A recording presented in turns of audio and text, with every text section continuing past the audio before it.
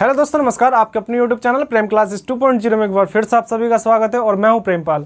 हम इस क्लास में कर रहे हैं परसेंटेज, और परसेंटेज का आज बहुत ही महत्वपूर्ण क्लास होने वाली है, जिस क्लास में हम करने वाले हैं जनसंख्या से संबंधित हर एक क्वेश्चन और मैं आपको वो तरीका बताने वाला हूँ जो आप कम से कम टाइम में क्वेश्चन को टैकल कर सकते हैं या फिर उस क्वेश्चन को कर सकते हैं। तो चलिए बिना समय गवाए क्लास को स्टार्ट करते हैं। क्लास अच्छी लगे तो क्लास को लाइक करें और क्लास को शेयर भी कर दें। चैनल पर नए हो तो चैनल को सब्सक्राइब कर लें। चलिए आज की क्लास स्टार्ट करते हैं। देखिए, फर्स्ट क्वेश्चन आपका कहता है कि एक गांव की आबादी 20% प्रतिवर्ष की दर से घट रही है। कितनी घट रही है? 20%। कितने प्रतिशत के हिसाब से घट रही है? 20%। और क्या हो रही है? घट रही है। ठीक है, मतलब 1 से 5 थी, 5 से 1 घटी, कितनी? मतलब 5 थी और कितनी हो गई? 4 हो गई। ठीक है, एक गांव की जनसंख्या 20% के हिसाब से घट रही है। ठीक है, तो मतलब 5 थी, कितनी हो गई? अब 4 हो गई। उसके बाद कहता है यदि 2 वर्ष पूर्व उसकी आबादी 10,000 थी तो वर्तमान उसकी आबादी कितनी है। देखिए, 2 वर्ष पूर्व मतलब एक वर्ष में एक वर्ष में 5 थी, 4 हो गई। अब दूसरे वर्ष में कितनी थी? 5 थी और फिर कितनी हो गई? 4। इन दोनों की मैं गुणा करता हूँ, कितना आएगा? 25। और इन दोनों गुणा करूँगा तो कितना आएगा?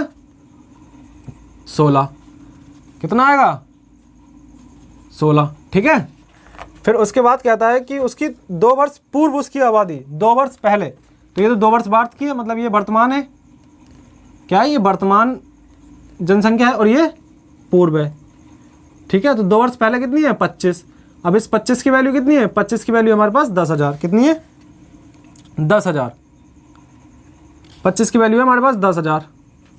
मतलब कितने से गुणा? इसमें 400 से। तो जब इसमें 400 से गुणा की गई तो हम इसमें भी 400 से गुणा करेंगे। तो जब 400 से गुणा करेंगे कितना आएगा? 6400।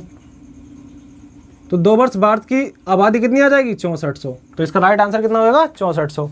ठीक है, मतलब 6400। एक बार क्वेश्चन मैं आपको फिर बता देता हूँ कि कहता है कि एक गांव की आबादी 20% प्रति वर्ष की दर से घट रही है। 2 वर्ष पूर्व उसकी आबादी इतनी थी तो वर्तमान में उसकी आबादी कितनी है? 6400। ठीक है, देखिए नेक्स्ट सवाल की बात करते हैं। कहता है यदि एक नगर की जनसंख्या 6400 है और उसमें 10% की वृद्धि होती है, 3 वर्ष बाद उस नगर की जनसंख्या में कितनी वृद्धि हो जाएगी। देखिए, 10% की वृद्धि हो रही है और 3 वर्ष के लिए 10%, 10 से कितनी हो रही है? 11। फिर 10 से कितनी हो रही है? 11। फिर 10 से कितनी हो रही है? 11। मतलब इन तीनों गुणा करेंगे कितना आएगा? 1000। और इन दोनों गुणा करेंगे कितना आएगा? 1331। ठीक है, 11 का क्यूब 1331 और 10 का क्यूब इतना। ठीक है, देखिए अब बात करते हैं हम इसकी। फिर वो कहता है कि एक नगर की जनसंख्या इतनी है, जनसंख्या थी हमारे सबसे कितनी है? 1000। लेकिन वो कह रहा है 1000 नहीं, कितनी है? 64,000। कितनी है? 64,000। अब 64,000 में कितने से गुणा करिए? इसमें 64 से। जब इसमें 64 से गुणा करिए तो हम इसमें भी कितने से गुणा कर देंगे? 64 से। 64 से गुणा करेंगे तो इसका राइट आंसर हमारा आएगा 85,184। 85,184। राइट आंसर कितना आ जाएगा इसका? 85,184। देखिए, कहता है कि एक नगर की जनसंख्या प्रतिवर्ष 10% के हिसाब से बढ़ रही है। और कितनी बढ़ रही है? 3 साल की। ठीक है, कहता है कि पहले जो थी 64,000 थी, अब कितनी होगी? हमारे हिसाब से कितनी थी? 1,000। तो 1,000 की वैल्यू कितनी है? 64,000। तो 1,000 में कितने से गुणा करिए? 64 से। तो इसलिए कितना है? 64,000। उसके बाद देखिए इन तीनों की स्क्वायर क्यूब करेंगे तो कितना आएगा? मतलब इन तीनों की गुणा करेंगे या फिर 11 का क्यूब करेंगे तो कितना आएगा? 1331। जब इसमें 64 से गुणा करी तो हम इसमें भी 64 से गुणा कर देंगे। तो इसका राइट आंसर कितना आएगा? ये आ जाएगा इसका राइट आंसर। चलिए इसके बाद हम नेक्स्ट सवाल की बात करते हैं। देखिए नेक्स्ट सवाल कहता है कि एक गांव की जनसंख्या में प्रतिवर्ष 5% की वृद्धि होती है। यदि इनकी वर्तमान संख्या इतनी है तो 2 वर्ष पूर्व उनकी जनसंख्या कितनी होगी। देखिए कितनी, क्या साल के लिए? 2 साल के लिए 5%। अब 5% की यदि मैं फ्रैक्शन की बात करता हूँ तो इसका होता है 1/20। मतलब कोई संख्या पहले 20 थी, फिर 21 हुई। 2 वर्ष के लिए पहले 20 फिर 21। ठीक है, इसका स्क्वायर मतलब 2 का स्क्वायर करेंगे, 20 गुणा करेंगे 400 और इसकी गुणा करेंगे 441। ठीक है, उसके बाद देखिए पहले वो कह रहा है कि जो वर्तमान है, मतलब इसे क्या बोलेंगे? वर्तमान। इसे क्या बोलेंगे? पूर्व। ठीक है, वर्तमान जो है वो कितनी है? 4410 है। अब इसमें कितने से गुणा हो रही है? 10 से। तो इसमें भी 10 से गुणा कर देंगे, कोई दिक्कत? जब हम इसमें भी 10 से गुणा कर देंगे तो कितना हो जाएगा? 4000। तो जनसंख्या कितनी थी? पहले 4000 थी। अब 2 वर्ष वर्तमान में कितनी, वर्तमान में 4410 है और पहले कितनी थी, 4000 थी पहले। ठीक है, इसके बाद हम नेक्स्ट सवाल की बात करते हैं।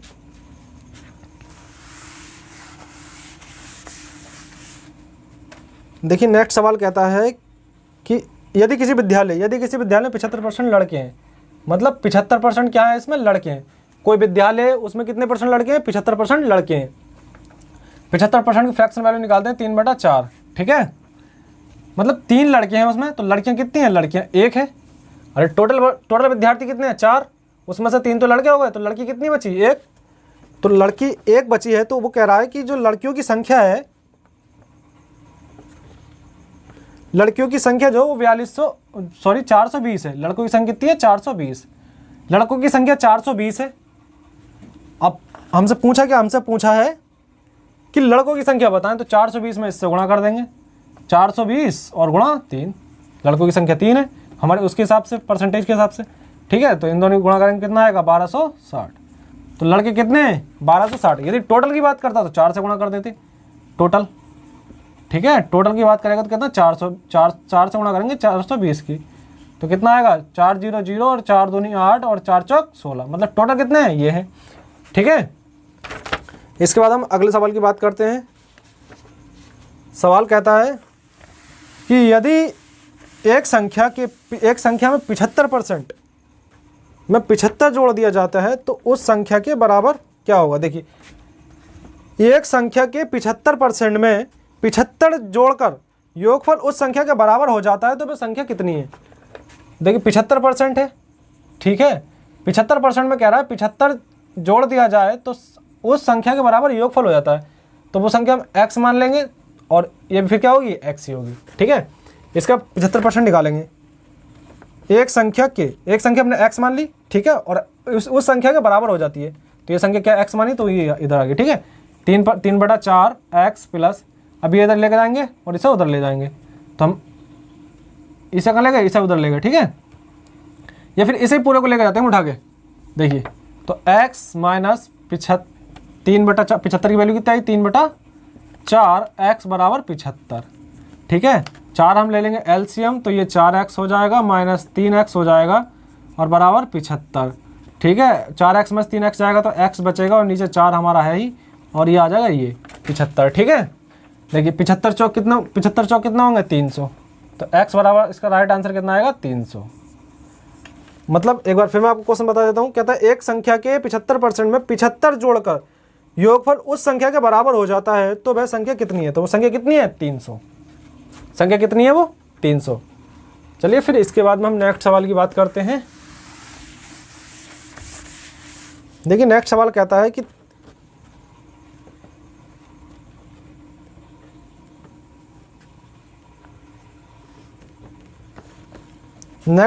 है कि एक गांव में 30% लोग शिक्षित हैं। कितने हैं, 30% लोग शिक्षित हैं। मतलब कोई भी गांव में लोग कितने, 100% है, उसमें 30% क्या शिक्षित हैं, 30% क्या शिक्षित। ठीक है, तो उसके बाद में 70% कैसे हो जाएंगे, अशिक्षित। कहता है यदि गांव की कुल आबादी 6600 है तो उसमें अशिक्षित लोगों की संख्या कितनी है। अब प्रतिशत, ठीक है, तो पूछा है कि अशिक्षित लोगों की संख्या कितनी है, कितनी अशिक्षित लोगों की। लेकिन वो कह रहा है कि यदि गांव की कुल जनसंख्या, अब देखिए कुल कितने हमारे पास, 100%। ठीक है, कितने, 100%। 100% किसके बराबर है, ये 100% जो है हमारा वो 6600 के बराबर है। ठीक है, यदि मैं यहाँ से 1% का मान निकालूं तो कितना आएगा, 6600। 1% का मान कितना आएगा, 66 1% का मान 66 आएगा। यदि 100% की बात करते हैं तो कितना हमारे पास, 6600।